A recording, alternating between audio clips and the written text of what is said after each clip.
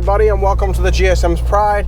This week we're talking adaptation, adapting to your surroundings. You're probably thinking, why is he bringing this up this week? Well, I was supposed to be in Canada at the end of this week, and guess what? I had to adapt and had to cancel it due to COVID. So we are not going. So what I decided to do is we're actually going to talk to the managers and whatnot to see how they adapt to when I leave, how I adapt to when I leave, and just see what their thoughts are on that. Obviously, this industry is a variable industry, so it is very much a huge asset to have if you're good at adapting to your surroundings, especially on working deals and whatnot. So let's see what they got to say, and I'll see you all in a bit. Every deal is different, so you just gotta adapt to each deal. So every customer walks in, you can't, like, for example, I don't know if it helps, like, if someone wants X plan, you have to think, okay, do they have a trade, have this and this, you know, you gotta kind of adapt to what the desk is gonna want and try and sell them a car. So many different variables with each different vehicle is something that I've had to learn and overcome with customers, especially finding exactly what their needs are. For me is adapting to the weather. You got to be always ready to be ready for what life throws at you. I mean, sometimes you have happy customers, cranky customers, you just never know what you're gonna get, so you just have to adapt to however they come in and adjust. So adjusting plays a big part to adapting. So one of the biggest things that a lot of people don't realize about the car industry as a whole is there's a specific reason why the front end of the house is called the variable side of the business. Because if you aren't very good at adapting to situations, it's not an industry you're going to do very well in, especially on the sales side, and even the service side and parts too.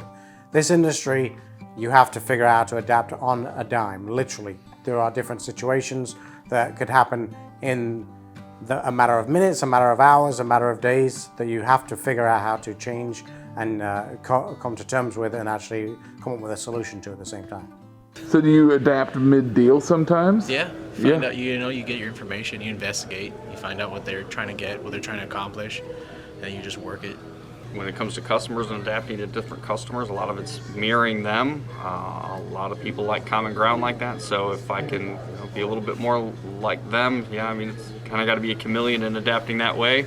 It works, make sure you stay true to yourself at the same time, and then everything changes. So it's constantly being ready, be on the lookout, knowing what's new coming out, so that way you can be prepped for any change.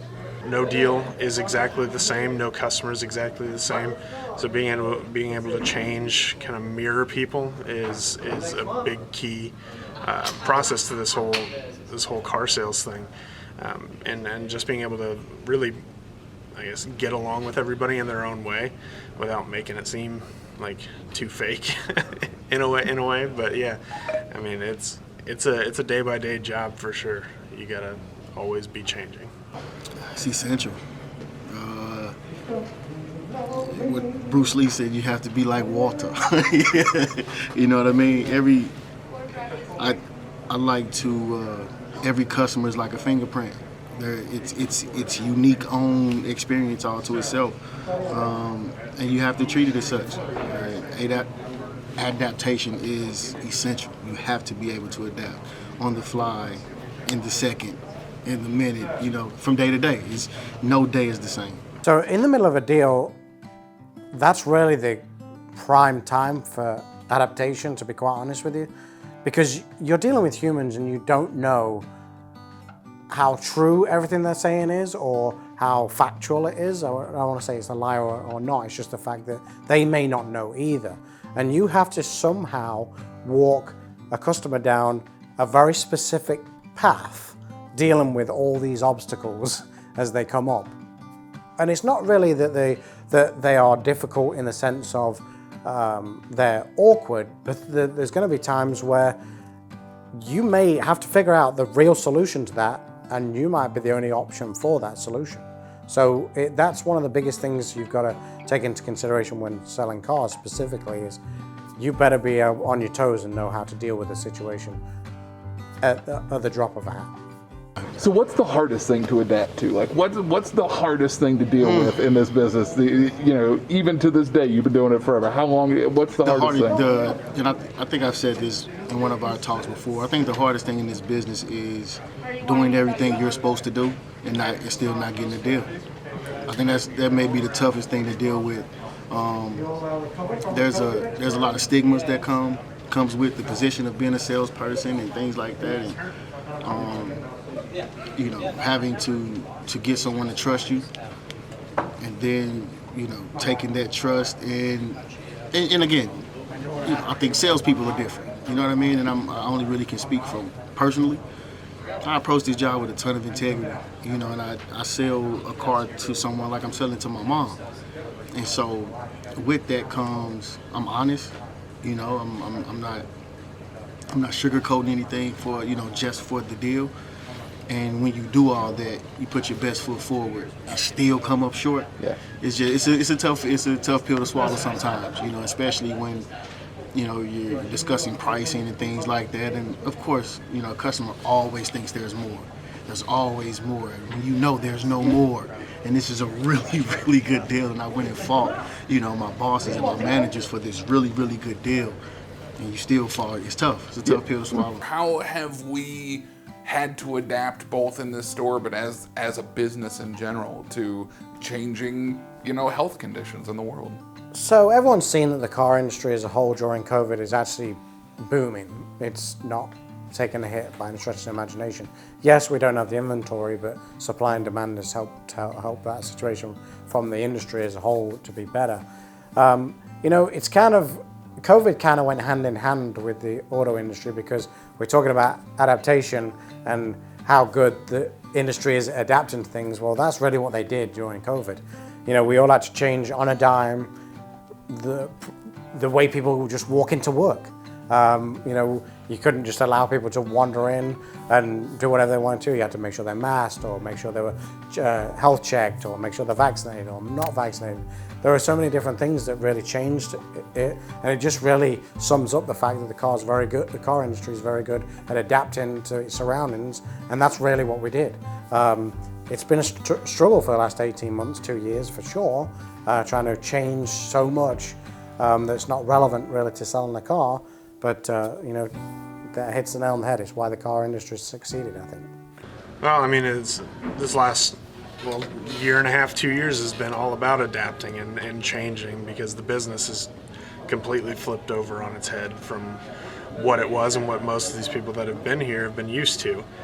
We go from negotiating cars to not negotiating cars anymore. We go from having cars to not having cars. So there's just different ways you got to look at things. That's one good thing that we have here specifically at Lou Fuse Ford. We have a really good tight-knit team that are willing to step up when times and hard times are needed.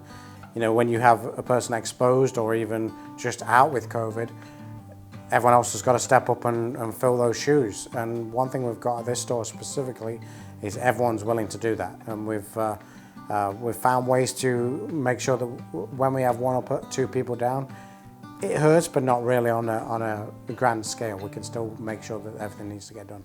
Adapting, I'm having to either come and work early, stay late. Adapting my schedule to my work tends to be something that I still have to get used to.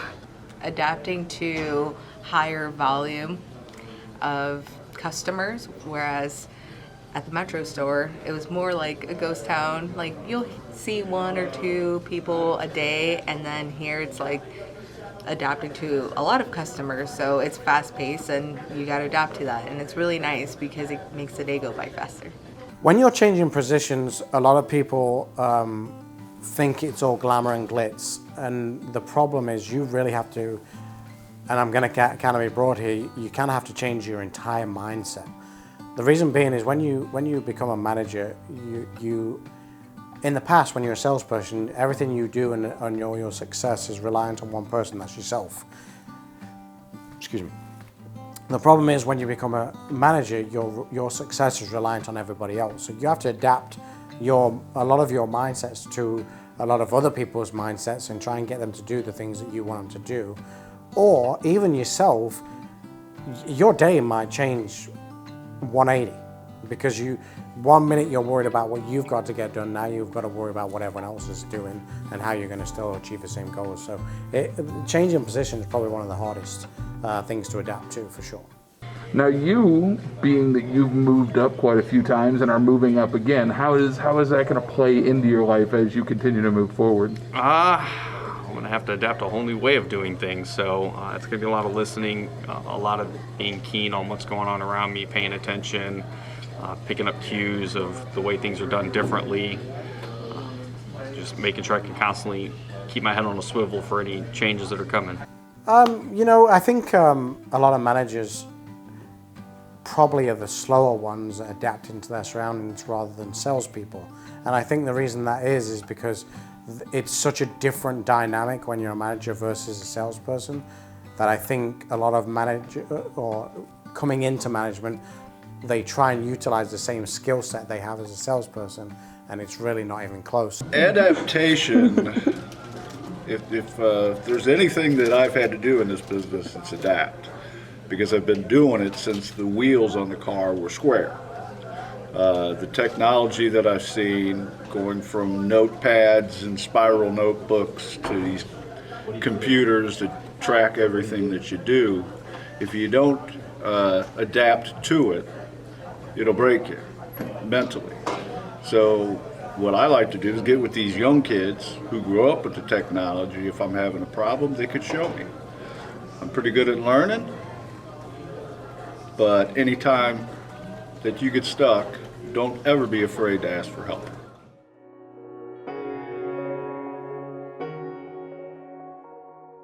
So there you have it. If you didn't know this before, you know it now.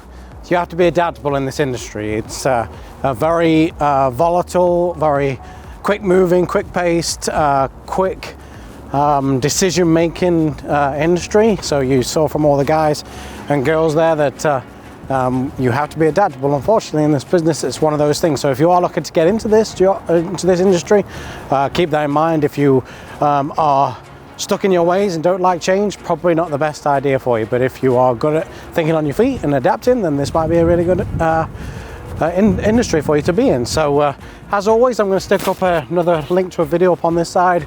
My subscription to my GSM's Pride page up in the top corner there. I'm going to put up a link to the subscription to Lufuse Ford. As always, hit that post notification button, hit that like button, comment, subscribe, and I'll see you all next week.